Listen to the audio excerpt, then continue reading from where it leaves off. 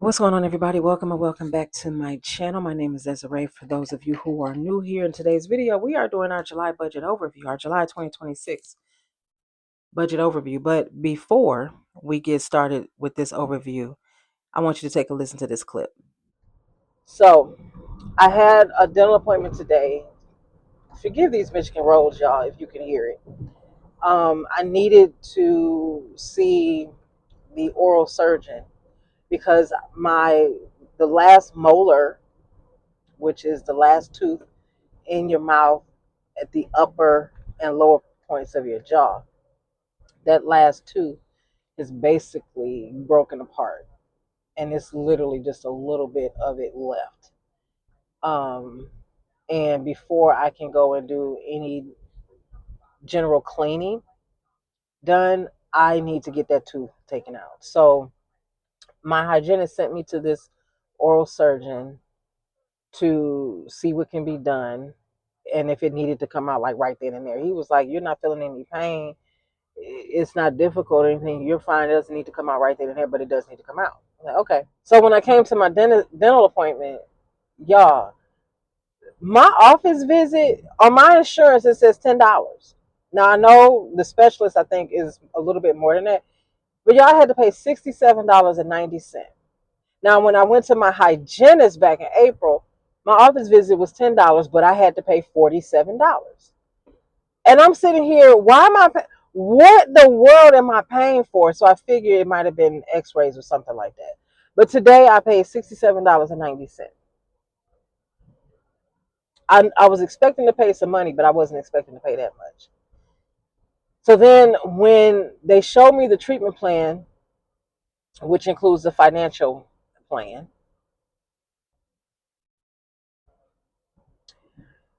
it's two things that's got to happen, or three things. Taking a tooth out, and they're going to use something, alveoplasty, whatever they call it. And then there's sedation. There's two types of sedation, and I can choose one. I can choose to be sedated for 15 minutes because it'll take about 2 to 5 minutes for him to take the tooth out. Or I could do the nitrous oxide, what is it called? The gas.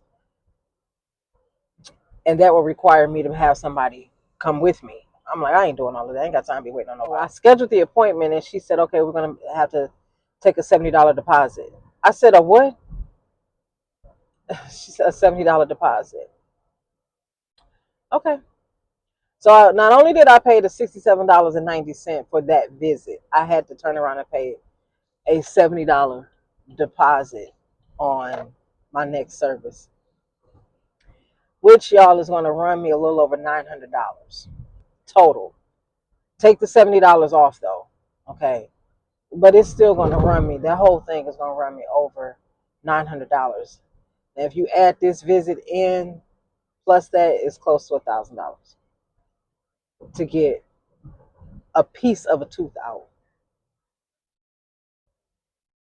Y'all already know what's going on the credit card because I think I told y'all it's going on the credit card. There's nothing I can do about it. I don't have the money to do that. I just don't. So that's where we are. Yeah, y'all, $892 that I got to pay for a piece of a tooth to come out. A piece, not even a quarter of a tooth. $892. With that being said, I have to find out if I will be charged an additional office visit fee. Because as you heard me say in the video, I paid an office visit fee of $67.40. What in the world is dental insurance for? I'm not going to complain, although I can, because I do have dental insurance, but still, I'm still paying the majority of this. It just reminded me of when I went and I had outpatient surgery on my wrist where I had to come up out of $3,500 and the insurance company came up out of like $300, $400, but I still had to pay $3,500. Like, be for real. And still had to go and pay for my own brace and everything else. Insurance wouldn't even cover that. Anyway, I digress. So let's get into this monthly budget overview for the month of July. This is my calendar. All of my bills are listed. I do have them written in pencil. I did have to change a couple of the amounts because for some reason I just kept forgetting that the amounts changed. And I did have to remove one bill from the original due date, which was the 6th, to a new due date, which is the 1st. So let's just get into it. Yeah, let's just get into this now. So here is my July budget planner. Now, there is a slight change in my monthly budget amount because in July, my first check in July is going to be 1560. That's the amount of money that I'm going to budget. But my next check in July, the budget is 1585, or the budget will be 1585, which gives me the $3,145 that you see here on this sheet. And that is because I get an annual raise in July. It's an automatic 2 or 3%. Y'all, it ain't nothing because let me just tell you, it's $25. It's technically it's $50 for the month. Okay, so it probably won't even be the full $25. I believe it's 50. No, it's like it's close to $60 for the month, but I'm only getting 25 in each check. That's my annual raise. But I do get a merit increase either October. It's supposed to be in October, but because they were late with it last year and I got it in November, it'll be November this year. And that one is a bigger percentage, but it's not that big of a percentage, okay? Anyway, so my main income for the month of July is going to be 3,100. I'm sorry, $3,145. The amount that's going to be deposited in my emergency fund is a total of $60. That's $30 a pay because I only get 2 pays in July. The amount of money that's going to be deposited in my savings fund is $20 for that month. That's $10 every pay, which is an automatic total of $80 a month $80 that month going into those two accounts. Now, as far as my monthly expenses, my mortgage for the month of August is going to be $1,058.61. And I'm hoping it's going to stay that. Now, this is $10 more than what my actual mortgage payment is. I put an extra 5, 10, 20, $30 whenever I can into escrow because for whatever reason, every single freaking year, property taxes go up and I'm still trying to figure out what am I paying for. Okay. I'm still trying to figure that out. I'm still trying to figure out why in the world my water bill is $75 and I have not used my washer since February because I haven't gotten it fixed. I haven't even called the guy that I said that can come and fix it because I ain't been bothering him. Why is my water bill still $75 a month and I have not used my washer? Actually, last time I used my washer was at the end of January. So I haven't used it since February. So February, March, April, May, June. That's 5 months. We're about to go into July. Why is my water bill $75? Anyway, um, but oh Lord, I'm sorry, y'all. But my utility bills, my gas, lights, water, and Wi-Fi or AT&T, I'm only budgeting $95, and that is going to be for AT&T because I have credits on my other utilities. My gas bill, my credit is $323 and some change. My lights, that is $303.19, and my water is $182 and some change. Those are the credits, so I'm only going to pay for my Wi-Fi. Car insurance will be $156.20 per usual.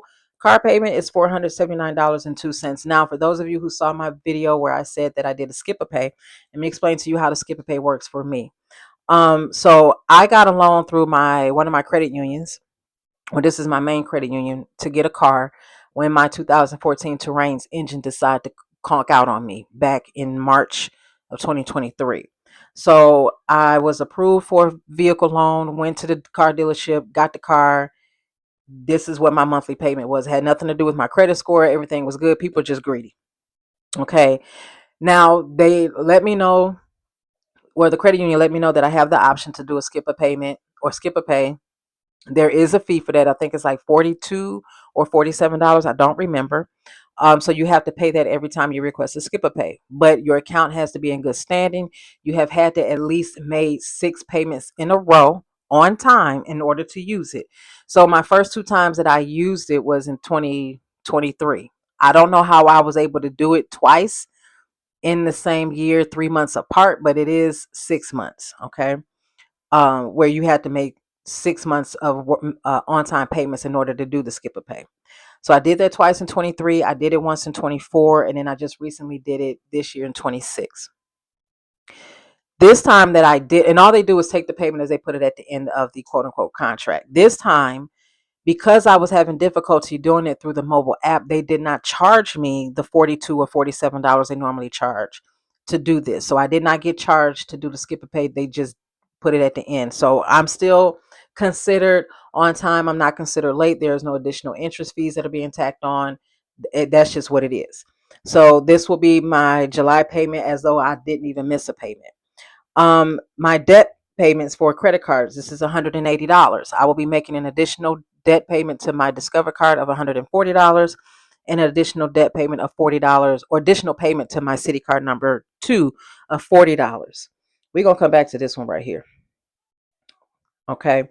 Gas is $80. That's what I'm budgeting for the month of July. Y'all, I don't go nowhere. I go to work and I come home. And if I'm able to factor in any doctor's visits or anything within those 2 pay periods with that gas and I'm covered, I'm good. I will be fine because I will be taking a week off in July in between. So I'm good. I do have my dental appointment July 6th. I have a neurologist appointment July 8th, but I'm going to cancel that simply because of the dental surgery. I'm going to reschedule the neurology appointment. I do have I got to get my mammogram and I got to get an MRI done on my knee. That will be July 22nd. So this will be just fine. This is enough. Groceries will be $120 per usual. My subscriptions, YT Premium, Apple, and my cameras. I have 3 security cameras that are $90. So YT Premium, Apple, and Netflix total $45.23. My cameras are $30 each, so it's $90. It equals $135.23 for the month of July. So back up here to my student loan. My student loan, I had to reapply for a new student loan repayment plan. I didn't think I had to because the government, or excuse me, the Department of Education had automatically moved me to a new payment plan. They removed me from Save and moved me to a new income contingent repayment plan. But I had the same payment amount and I paid the same amount. So my payment amount a month was $11.66. I was paying $20, sometimes $40, sometimes $60. I received a document. I received an email in what was it? April? No, March. I received an email in March stating that I had to go in and change. No, I'm sorry, that I had a payment due of $234. Student loan payment due of $234 on January 27th, 2027. I was like, okay, Department of Education and Mohila need to get it together. I ignored it. I received another one in April. I received another one in May. I received another one in June. And they all said the same thing. You got a payment due of $234 is due January 27th, 2027. So I'm like, let me find out what this is. So I logged into my student loan servicer account with Mohila. And sure enough, when I logged in, it basically said you need to do a new student loan repayment plan. And these are your 2 options. One option was $234 and the other option was $211.66. So I went on ahead and switched it, but I didn't think it was going to take effect until January. No, this bad boy took effect starting in June. It took effect in June, so I was able to pay my first student loan payment at $211.66. My student loan bill went up $200 as far as my minimum payment. My minimum payment originally was $11.66. Now it's $211.66. This is the reason why I decided to take 3/4 of my sinking fund money that I had saved up to go ahead on and pay off that Citi One credit card, because there was no way I could pay 4 credit cards and this increased student loan payment. So I'm starting over with those sinking funds. Now that I'm able to, I got the first payment out the way. I was able to budget in the next payment for the month of July. We will see from this day forth, come August, if I, how I'm going to be able to budget that. I have to. I got to make it work. So that's where we are here. All right. Now, the total, and I didn't write, I wrote it down here, but I didn't write it down here. The total budgeted amount for my bills, for all these bills, is $2,515.72. When I subtract that from the 3145, I'm left with $629.28 for the month. But when I deduct $240, that's $120 per pay for my sinking funds, that leaves me with, or that will leave me with $389.28. So that is my July budget. With that, I will go back to doing the paycheck budget breakdown because I have to. I sat here this past Saturday for 4.5 hours going through my budget for June. And that's what made me do my budget for July and make the decision to go back to doing the paycheck budget videos, because I was wilding out. I was paying my bills, but I wasn't tracking them. I had stopped tracking my expenses. I just stopped doing a lot of stuff that I was doing before. And I thought it was because, doing paycheck budgets were monotonous. To me, it kind of got monotonous because I'm like, we all are paying pretty much the same bills. But what I did not recognize until I stepped away from doing that is that doing the paycheck budget videos and watching you all, those that I watch do the paycheck budget videos, helps me stay on track, and it keeps me alert with what I'm doing with my money, what I should be doing and what I should not be doing. So I will be doing the paycheck budget videos from this day forth, okay? Because I got to be more accountable to myself. With that being said, I also have to go back to expense tracking. Um, Y'all, I got so bad in the month of May and June that I didn't even write down that I actually paid all of my bills in June. As you know, when I would do my paycheck budget video, I would show you, it's a sheet like, matter of fact,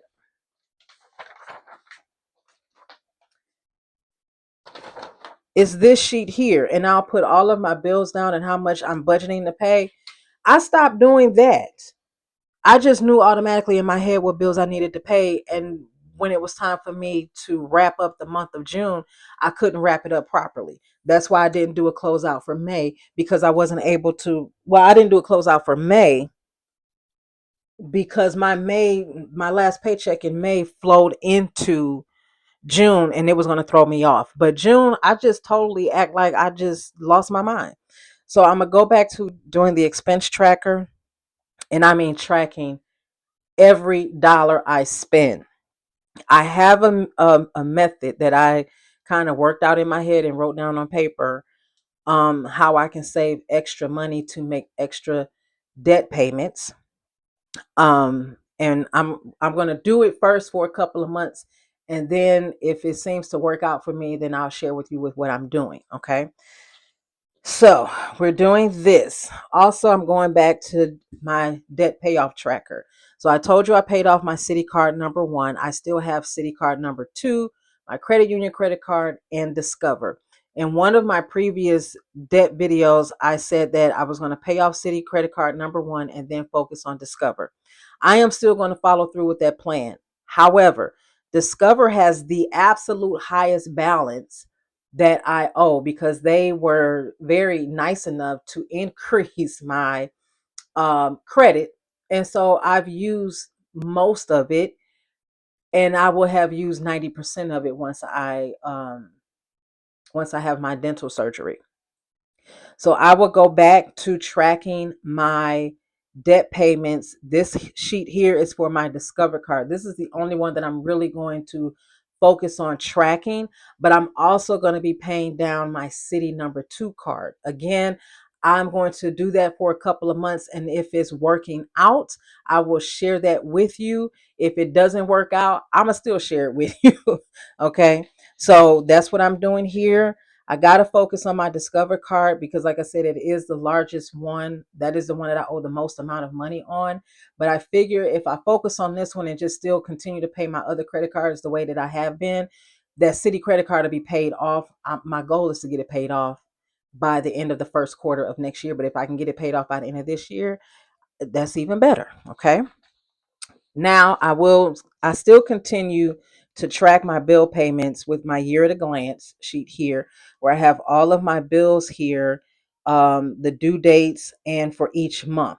So for the month of July, there are 3 bills that I'd have drawn a line through because I'm not paying them, which is my DTE or my electric bill because I have a credit on that account. My consumer's energy, I have a credit on that account, and my water bill, I have a credit on that account. So as you can see for June, these same accounts I did not pay. So I drew a line there, and I actually should have put a X here. That's my car payment. So that was June, and everything else that I paid received a dot. So once July starts and I start paying those bills, they will come out. I will put a dot there, and we're going to keep it moving until the end of the year. The last sheet is the one that I use for my debt payments, year at a glance. As you can see, my City Number One card was paid off. It was paid off June 13th, which is why I have it crossed out right here. My credit union credit card, the due date used to be the 6th. It is now the 1st, so I had to change that. So the June payment was made and the July payments were made for my credit union credit card, Discover credit card, and my City card number 2. So those were all made. We are focused on August right now. And I believe that happened because I really wasn't paying attention when I got my third paycheck in May and I just started paying those bills again. So, but it's okay. It's all right. It went somewhere and I just wasn't spending it frivolously. Okay. So we're going to get back, excuse me, I'm going to get back to being more conscious of my money, being more conscious of my bills and paying them and staying alert with my expenses. So, y'all, I don't want to spend no $892 on a quarter, not even a quarter of a two. I really don't, but I'm going to have to. So anyway, you guys, with that, I will see you all in another video. You all take care. Bye.